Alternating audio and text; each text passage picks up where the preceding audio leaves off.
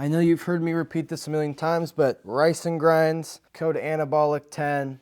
They have amazing products. They have almond butter with a ton of different flavors. They have cream of rice that's not so high in iron, much healthier for you, consistent digestion, tons of flavors. So make sure you go check them out. Use our code again, Anabolic10. It helps us. It'll help your gains, help your progress. So check that out. All right, welcome everybody. Got some anabolic activities going on over here. And this guy is trying to grow some rear delts secretly, and that's why he's in the corner of the gym. But it's no secret, he's being recorded, audio-wise, video-wise.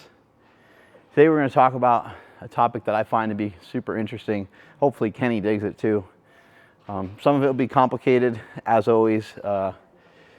We'll be going back and forth on the topic and trying to figure out what's the right answer. I don't think that we really ever have like the right answer or like the most optimal answer, but what we're going to do is we're going to give you our best guess towards what we think is best. And the topic for today is use it or lose it. You hear people say this all the time. If you use it, you're not going to lose it. Once you discontinue using the muscles, you know, that you no longer are going to have access to moving the shoulder in the same range of motion. But what I find super interesting about the comment is I know so many people that use their muscles every day in specific sports or in specific ways. Something like swimming comes to mind. My wife is a swimmer.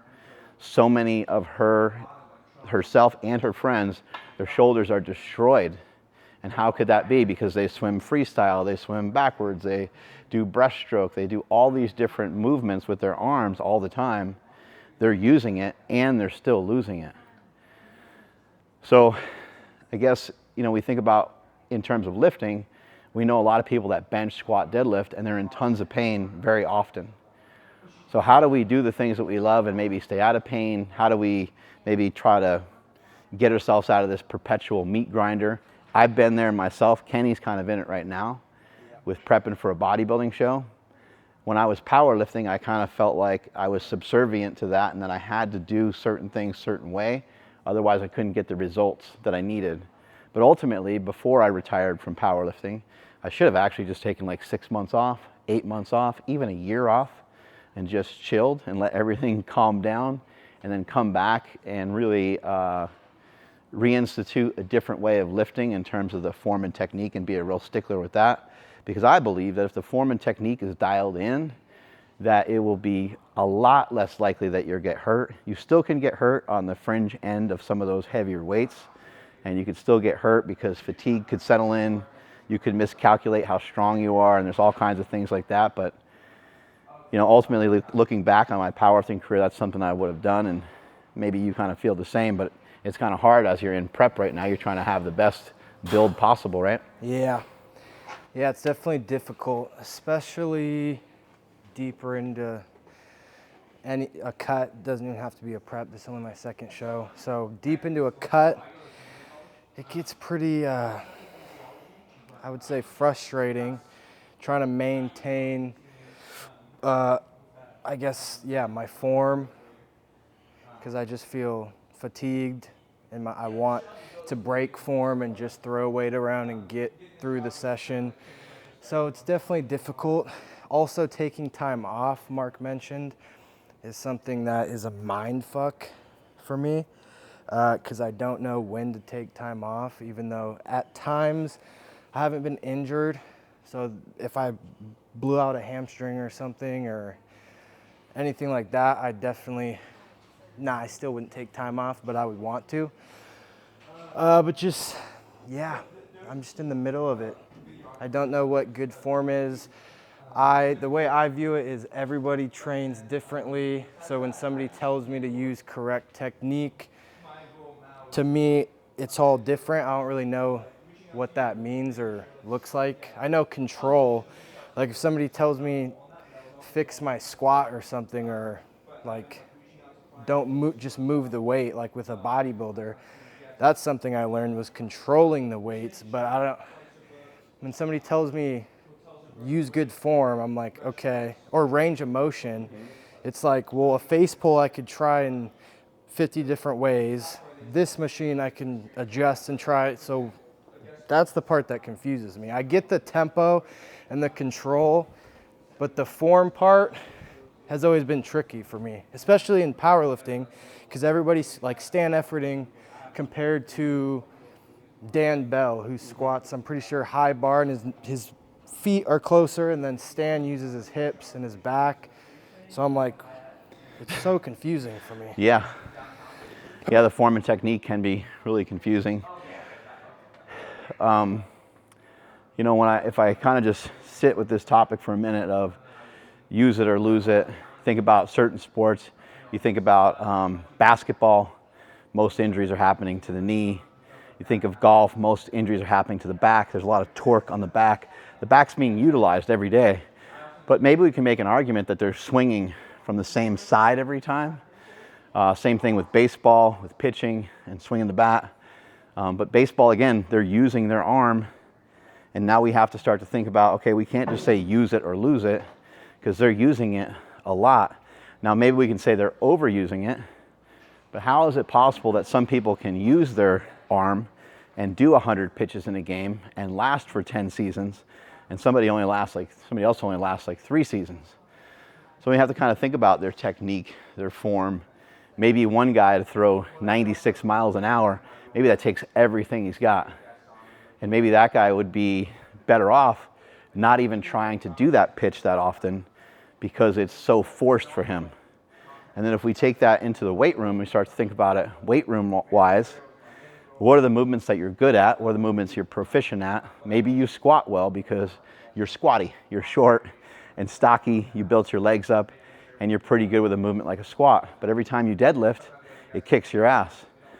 Well, now you have to kind of think about how you're going to manage the volume on your deadlifts. The volume on your deadlifts cannot be the same as the way that you're doing your squats. It's just never going to work out that way. I've seen it happen so many times where there's guys that are 5'6", 250, 300 pounds. They're super thick. Their hands are kind of short and fat. And the deadlift is a very difficult exercise for them. It's not that they couldn't make progress on their deadlifts. It's that we had to really switch up the volume and how they deadlifted. We saw the same thing on the bench press. The guys that could deadlift really well typically had longer arms. And so now we had to say, well, what in the hell is wrong? Why is your bench so weak? You're so strong in these other areas. You're a strong squatter. You're a strong deadlifter. By all means, you're a pretty strong power lifter. But you're not really, because your total sucks because you can't bench anything. And then we had to kind of systematically start them over on a bench press, or systematically start them over on whatever exercise it was that they sucked at. And so I guess what I'm getting at here is that the way that you use your muscles, the way that you do your exercise is really, really important. There are people that are going to the gym right now that are hurting themselves every single workout.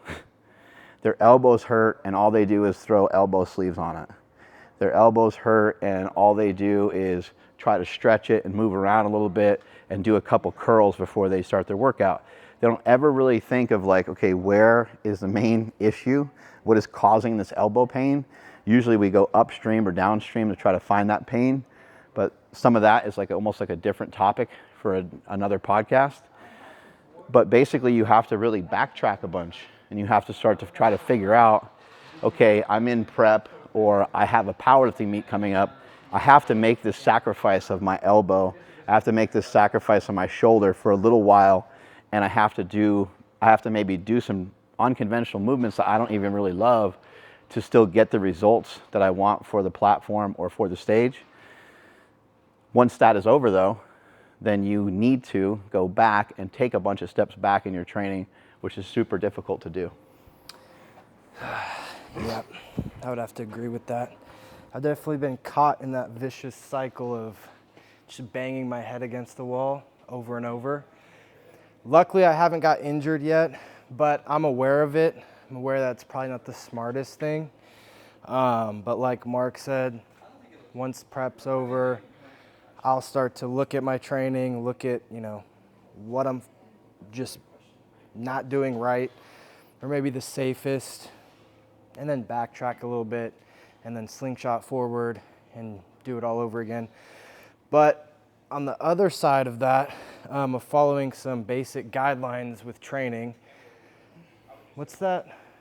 Wyatt might know. What are those games called with like Minecraft? It's like fucking free.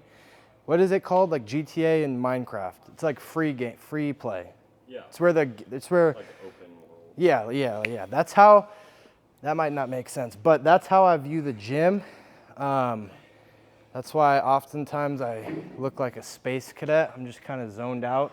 But Mark told me, really opened up my mind, that there's no rules to any of this. It's all made up, brother.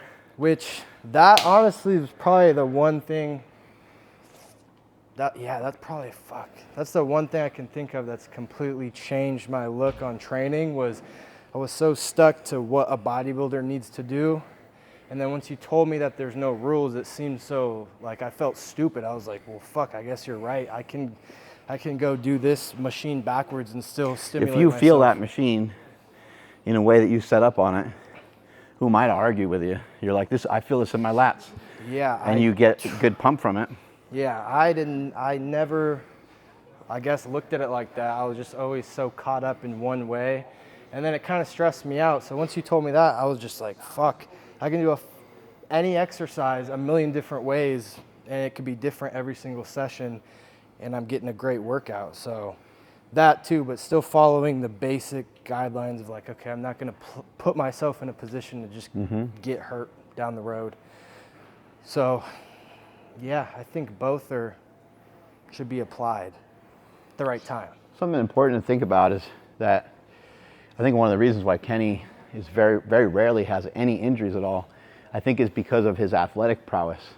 He's still really athletic, and so he's able to handle high force, and you're still super mobile. And so if you keep that mobility, keep that strength, you'll be able to do a lot of these things forever, but it has to do with the fact that you played sports growing up simultaneously while you were lifting. Yeah. There's a lot of people that aren't really lifting. They're like just running, or they're just doing one thing. Like if you only lift, same thing. Your body's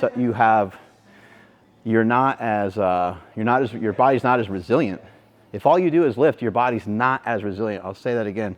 If all you do is lift, your body's not as resilient, as opposed to if you figure out a way to implement some cardio training, figure out a way to do some athletic maneuvers, even just some jumping, some pulling a sled, like some of these other things, throwing a med ball around, all these things can be really valuable, and they can be things that are going to help you to not get hurt. So when I think about, again, that statement I keep going back to is use it or lose it, there's people in yoga that get hurt all the time. It's because they're not doing yoga and lifting. That's something. People that do like Pilates and they think, boom, this is all going to take care of it. I'm going to come into the gym, this is going to take care of everything for me because Stan Efferding said so, or Jay Cutler, or Mark Bell, or whoever you're following. I've said some of these things too. If you don't lift, you don't count. I still believe in that. But I think that you need to do stuff with lifting. And also maybe think outside the box while you're lifting. I know Kenny, right now being in prep, it's like restrictive, but he loves picking up the sandbags. He loves throwing med balls. He loves doing box jumps. Yeah. I think sometimes when we make these suggestions, I think we've been making these suggestions on the Power Project for a really long time. And I think, unfortunately, it just gets swept to the side because people love the weights. And I love the weights, and we love the weights. But we know that the weights, this is not the only answer for you to be healthier, stronger, more fit. You have to do other stuff. Or, at the very least, think about some unconventional ways of training.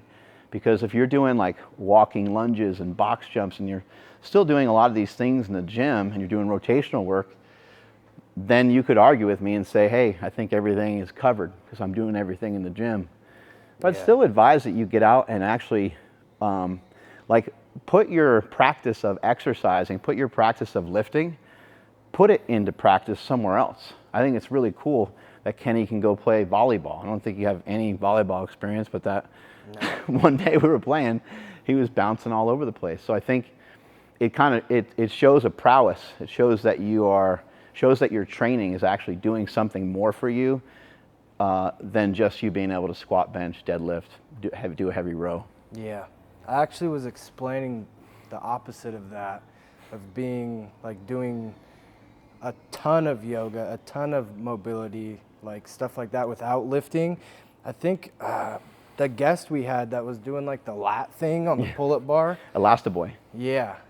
I don't know. I'm sure he has to lift because he's jacked. But that put a thought into my brain when I saw it. It was like, at what point does doing all of that stuff that's considered healthy? He loves it. You know what I mean? So it's Yeah. like he could watch, me from a few years ago benching, 5 plates, 6 plates, and just be like, what's the point? You know what I mean? It's like, you're taking it so far. Are you doing a heavy squat? Yeah. It's like he's got so many plates on there. But even it gets to be ridiculous. Even with like that amount of flexibility and mobility, can't that like backfire? Even if he's doing a 1 plate squat, isn't like, do you pass a certain point where, okay, now maybe you don't know how to stay tight and then perform the lift safely?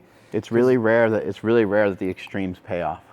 Yeah. So the extremes of being able to squat 900 pounds, yes, if you can squat 900 pounds and like figure out a way to not get killed when you do it, then it could potentially make you more resilient. But like, good luck not having many injuries on your way to squat that amount of weight.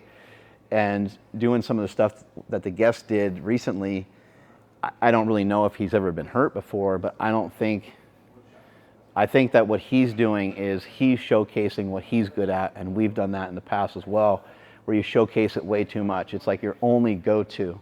The only play you can run is this like, this handoff up the middle that you would do in like football, and you just do the same play over and over again.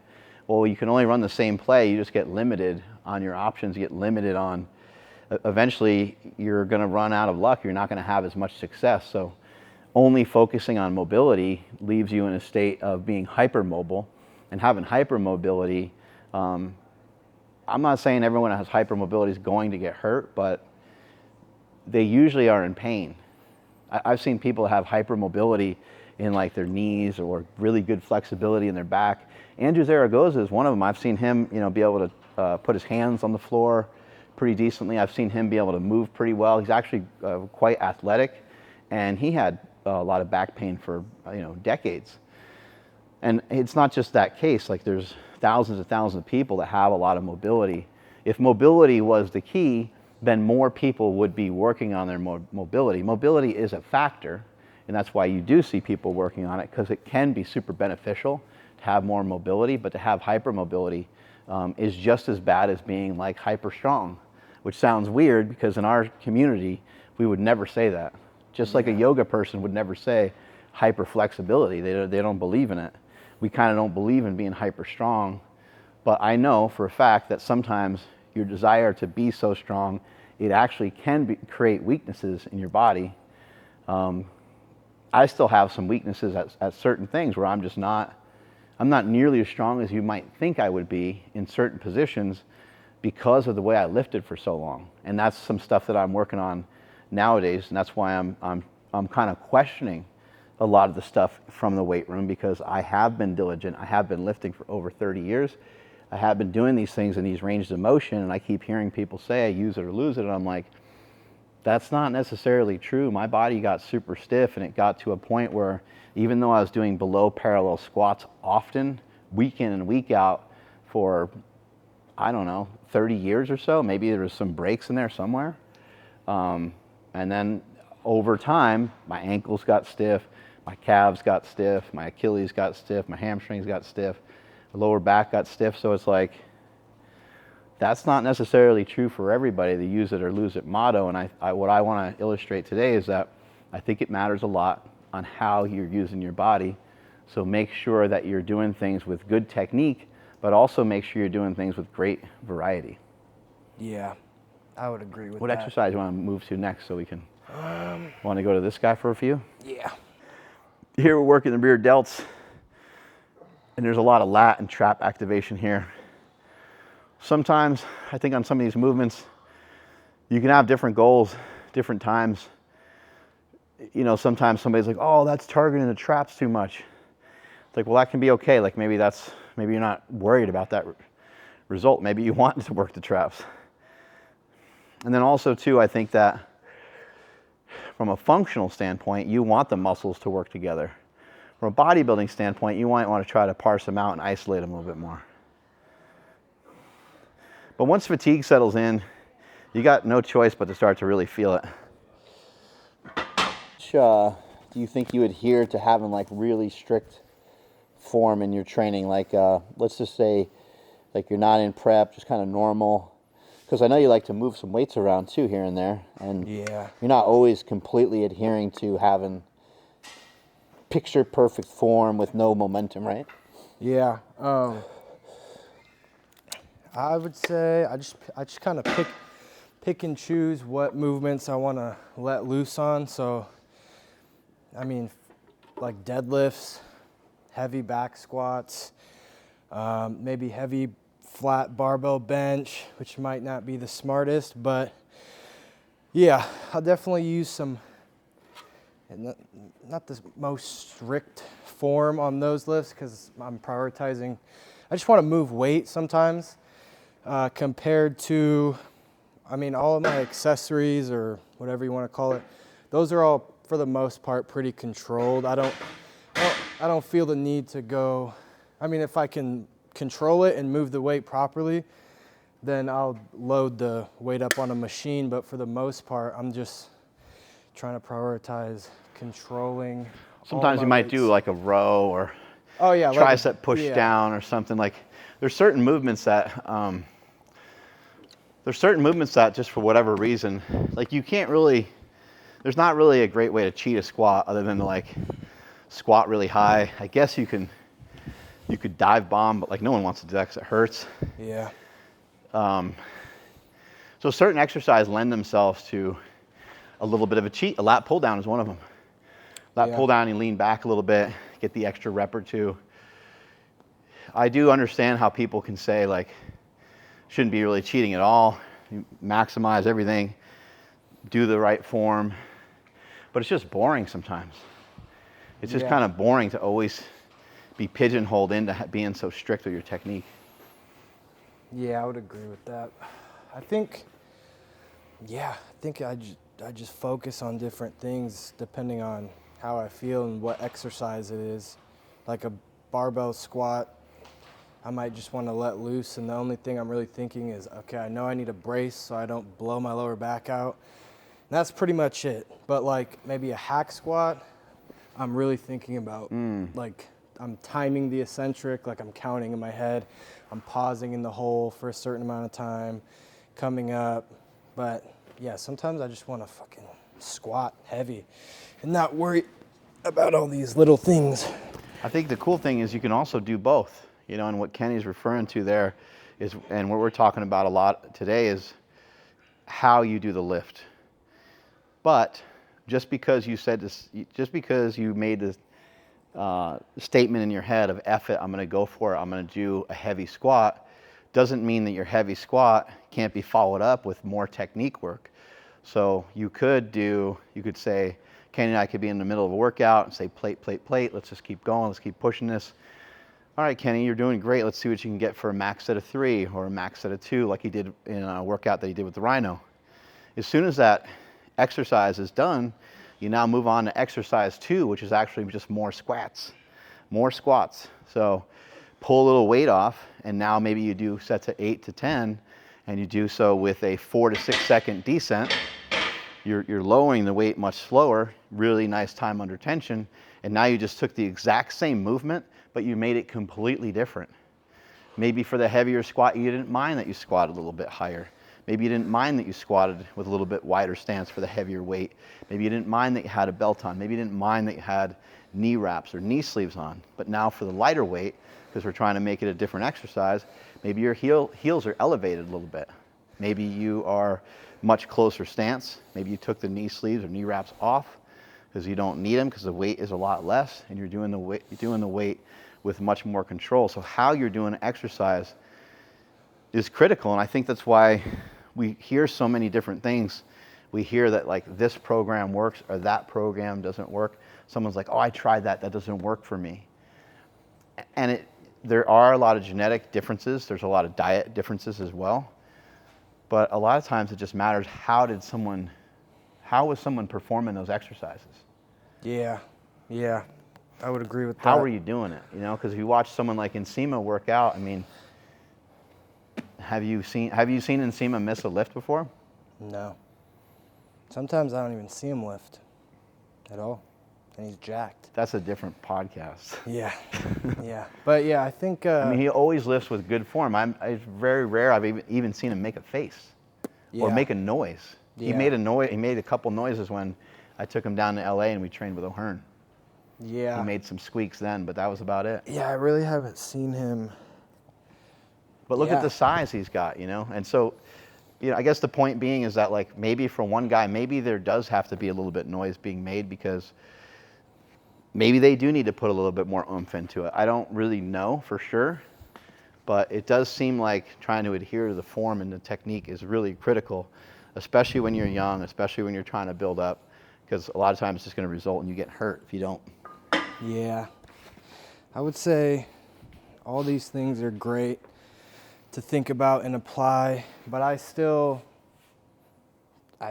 mean, like, think less. That's basically what I do every trade. If I start thinking about all this other shit and all the little small, like Nsima, somebody that's great at it. He has it dialed in, his breathing, everything's on point.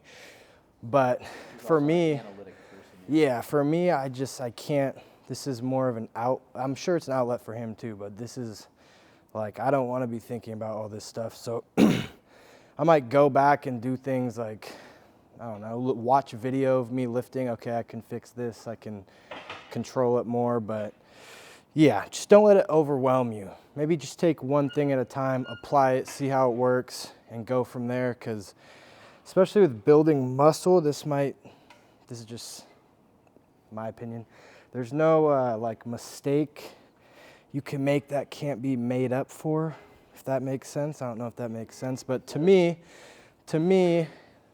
I could fucking go in and barbell squat, and it might be considered shitty form, and I might not be stimulating my muscle enough to get hypertrophy from it, but I have an hour and a half left to go do quad extension, so why would you not do both?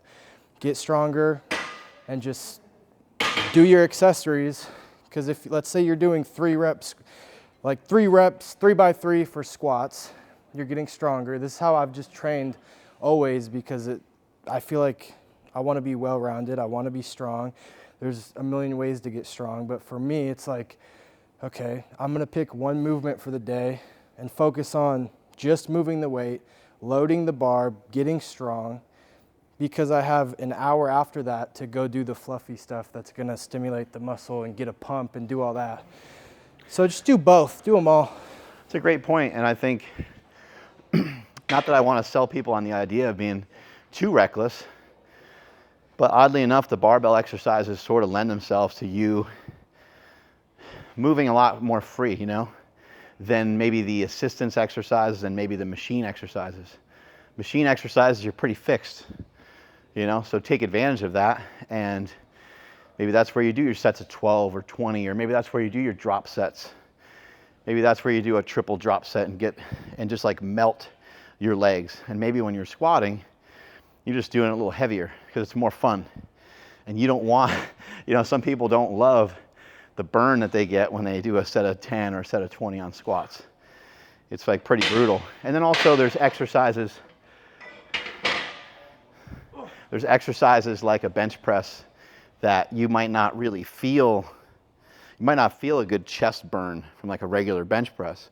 And so therefore it might not feel like an appropriate exercise for straight hypertrophy. But I agree, think less. Barbell movements are a great way to start your workout.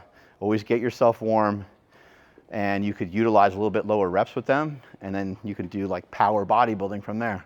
As the workout progresses, as you go further and deeper into the workout, you hit your couple of heavy reps and maybe a couple heavy sets, bench, squat, deadlift, bent over row, military press, the foundation, the fundamental exercises. Maybe you like Olympic lifting, that could be mixed in there too.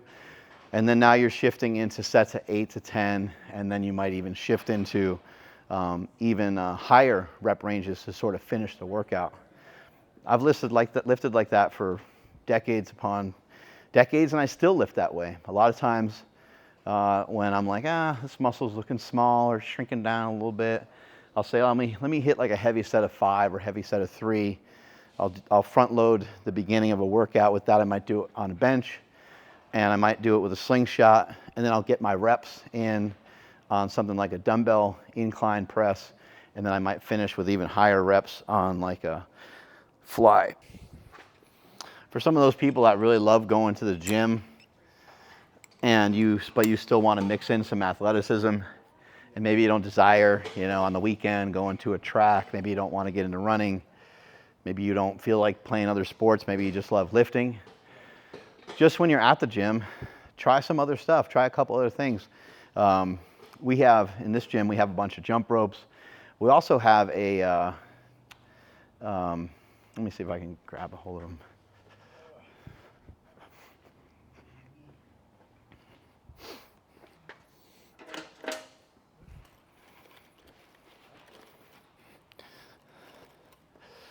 So we also have a jump rope that has no rope. And that's just so you can go here and go. You don't even have to have the coordination to get over a rope.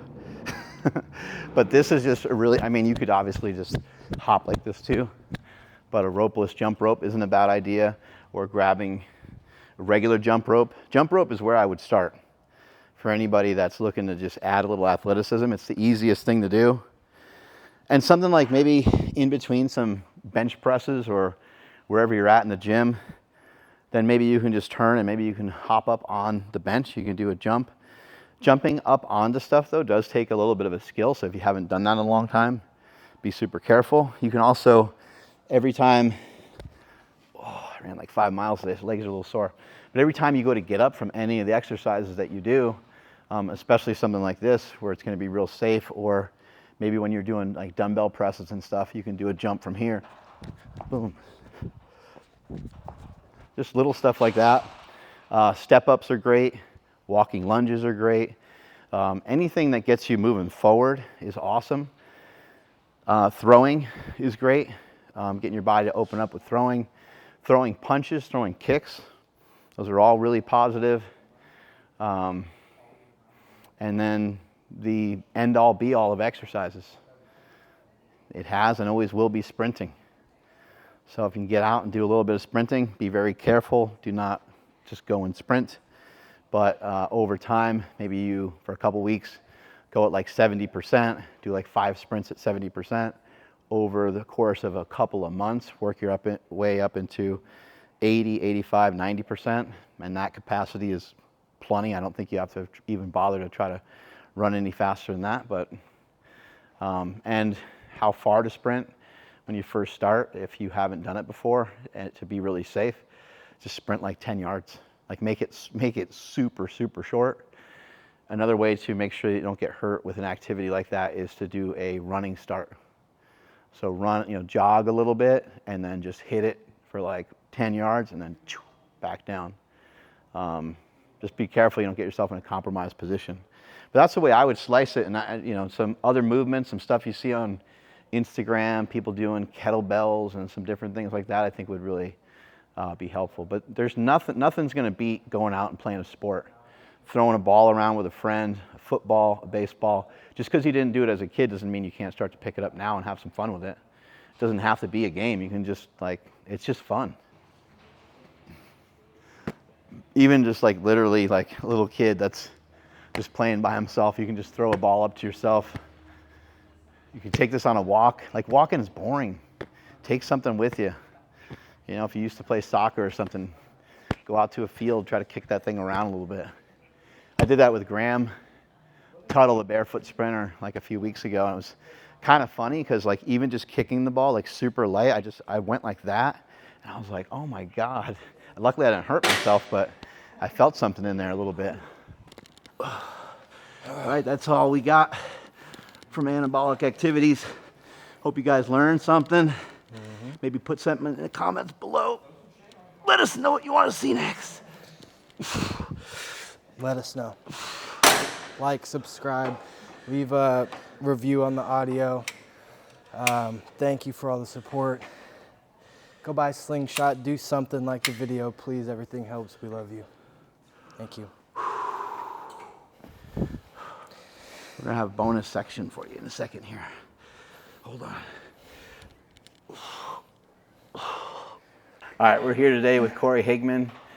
Can you explain to the audience, we were just discussing on anabolic activities, the difference between sometimes using a little body English on an exercise and just strictly doing the exercise to the letter where the form is perfect. What kind of training do you do, and what percentage of it is like you might do a little bit of unconventional lifting where you do put a little body English into maybe like a row or something like that, but maybe that's not the way you train. So just if you could share with us the way that you kind of look at that. Yeah, so I found for me what works really well. I'm in the bikini division. I need more tissue, even at the pro level. And for me, what's going to result in the biggest bang for my buck is training with pretty strict form, because frankly, like a lot of the compensation, ultimately you're not able to track progress like week to week, month to month. Also, it's very quick to then escalate volume up, which you go into contest prep, fatigue's high. Like, how are you gonna manage fatigue when you're doing these 2.5 hour workouts that frankly, they're busy work. Like, a lot of the progress I've seen has been from scaling down volume and putting myself in a position where these exercises are really intentional. So it's like 12, 14 sets, like that's all I'm doing for lower on a given day. It's mostly glute focused, but all the movements, they're compounds. Like, I mean, yes, sure, some isolation, but that's my preference. I don't know. I mean, there are girls who do it differently. So that makes a lot of sense. And for the class that you're in, is it important to continue to gain muscle mass? I mean, shoot, you've seen these girls. Like, I know. they'll eat me up. Like, I'm not, I feel like I'm pretty big, but like compared to them on stage, I'm actually pretty small. So it's like, all right, I'm just gonna keep growing glutes until it makes a difference. Right. Because I know, like from my background, powerlifting, and then sometimes maybe open bodybuilding, especially like male side of things, a guy might choose to do an exercise like a bent over row. Like, let's say they're trying to grow their back, and they might use a little bit of body English on it. Like, your stance on that, like, I don't know, what do you think is like best, I guess? Yeah, I think for myself, I really want to have a continuity session to session. I feel like I've nailed like you lift the same exercise under the same conditions with the same rules and standards. Yeah, so hitting an RAR of 1 to 2, at least that's the aim. So reps in reserve. So close to failure. You don't actually need like the deceleration, like complete stop in velocity, but just to keep integrity high with intensity, I've found that's best for me. I think it's helped my physique the most. Some girls are probably watching and they're like, what do you do for your arms and your shoulders? So what do you do for your arms and shoulders? Laterals, just a lot. A lot of these guys? Just like 90 sets of laterals, just for like 10 years. Yeah. And then have very broad clavicles. That's the secret sauce. Can you mind showing us the form when you do a lateral raise? What does it look like? Yeah. I know we're interrupting your squat leg pump thing we got going on.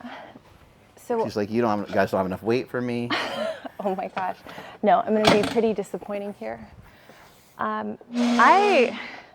I like to do them chest supported.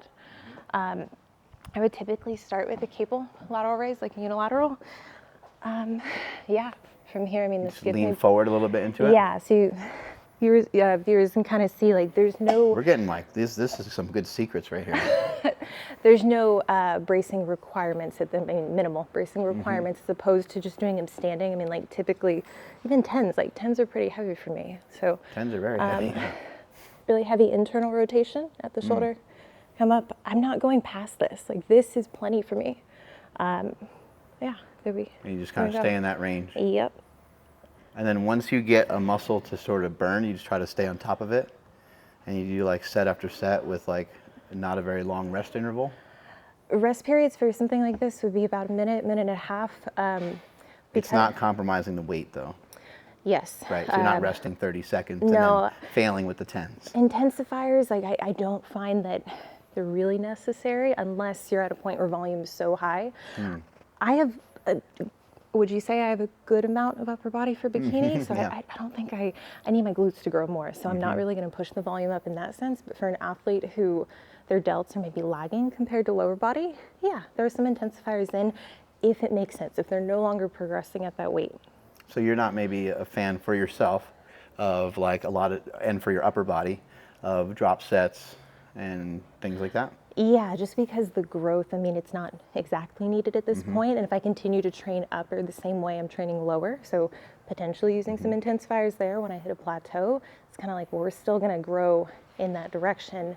Glutes are going to have to come up to compensate for the upper body growth. Yeah, I remember seeing Jay Cutler. He said he's never done, which is funny when someone says never. Like, 'cause, Yeah, you you're know, like, really? there's no possible way. Yeah, yeah. But he said he never done a superset and he's never done a drop set. It's like, that Okay. sounds so fascinating. It's But hard to believe. I'm sure he Yeah. has, but like Yeah. I probably meant like he hasn't found it super useful for him. Right, right. But it makes sense. I mean, if you just concentrate on the rules of hypertrophy, then you're going to get a lot of great results, right? Yeah, I think focusing on that intensity and then ensuring that you have the right movements in place, upholding strict form. I think just people bury themselves in volume to compensate, and honestly, like, you're just wasting time. And we have workout ADHD. Yeah, And you yeah, think yeah. you need this, this, and this, and so you keep scooting around all these different things, right? Totally, totally, yeah. How do you eat? Give us a little synopsis of, you can, yeah, put I'm those gonna put down. these down. How do I eat? Well, right now, I'm in a slight surplus. I finished a cut not too long ago. And yeah, I mean, like just sitting right above my maintenance, making sure that I'm not losing at this You can point. go back over here, there's more opening. Yeah. Do you allow yourself to eat a little bit of whatever? Like, what about like ice cream or something like that?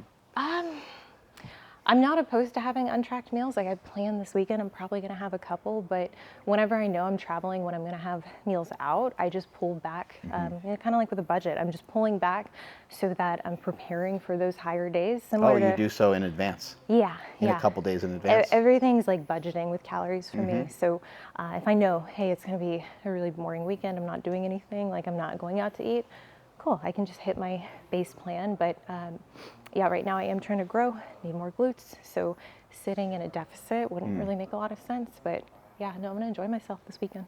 A lot of whole foods mainly, like Yeah. chicken, steak, potatoes, fruit.